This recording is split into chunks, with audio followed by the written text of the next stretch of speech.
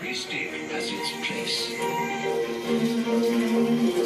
And detail is everything. Happy with his bower, Flame moves his attention to his backyard.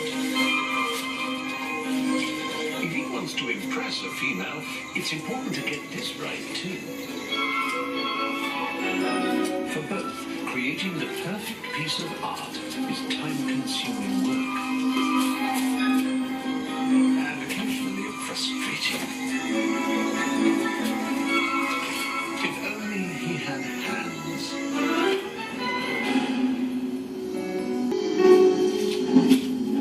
Bowerbirds can be very jealous.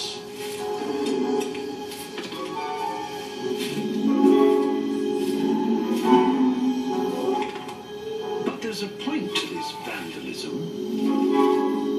Sabotage your rival's bower, and yours may look better to a visiting female.